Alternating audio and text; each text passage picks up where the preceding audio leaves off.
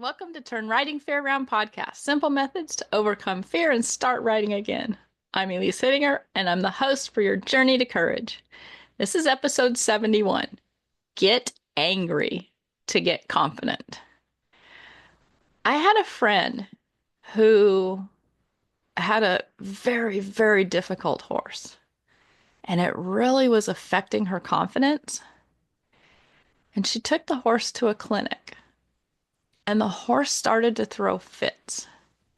And normally she would have just quit, just gotten off. But this day, it made her angry. She'd spent all that money for the clinic, and it just boiled up her anger. And it was amazing to see the transformation in her. She was never mean to the horse, never did anything abusive. Just, it gave her a confidence to ride through the complete butthead moves of her horse. Her horse just had an attitude of, I don't have to do that. He was healthy. He was completely checked by the vets. There was no pain. He just had learned that if he threw a temper tantrum, he got out of working. And she got so angry. And it just gave her this confidence to ride through his rearing, his bucking, his trying to rub her off on stuff.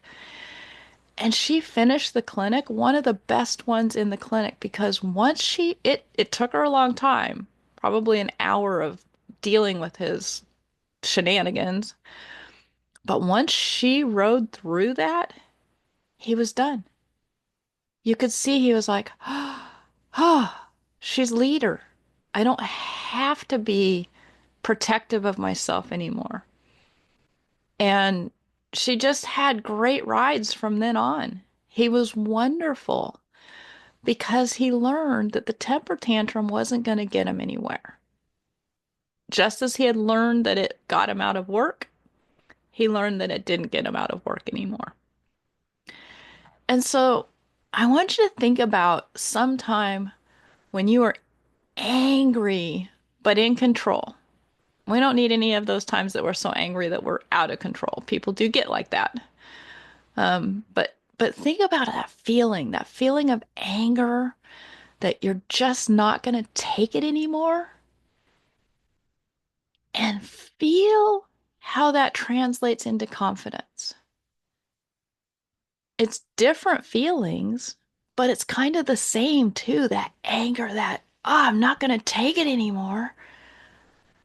Wow, that's a confidence. That's a confidence. I'm not going to take it anymore. There's a translation there between the anger and the confidence. And so, really, anger boosts your confidence if you use it wisely. So, once you're really good at feeling that feeling of anger, start practicing translating that into confidence. You know, you can see right now, if you're watching on the video, I'm sitting up a little taller. Yeah, anger can lead to confidence. And when you learn how to channel the anger, you can produce much better results. Just like my friend with her horse, she was going to give up. She was going to get off. The horse would have gotten away with learning that, yes, when I throw a temper tantrum, I don't have to work. But instead, she had amazing results, and they were lasting results because once she had ridden through that, that anger had turned into confidence. Her confidence stayed too. She was a more confident rider because she knew she could ride through it. He was a more confident horse because he knew she was taking care of him now. He didn't have to do it himself. He didn't have to try and get out of work. So anger can produce wonderful results when it comes to confidence. And you can practice that. Practice that anger and that feeling of, I'm not going to let that happen again. And then feel that confidence of, I'm going to do it. I'm going to make it happen. I've talked in the last couple of videos, podcasts, about the contingencies. And again, I'd like to offer you the guide. One of the things that really gives you confidence is knowing what to do if your horse bucks, if your horse rears, if your horse bolts, if your horse spooks. Just knowing that and being able to practice that before it happens was huge for me.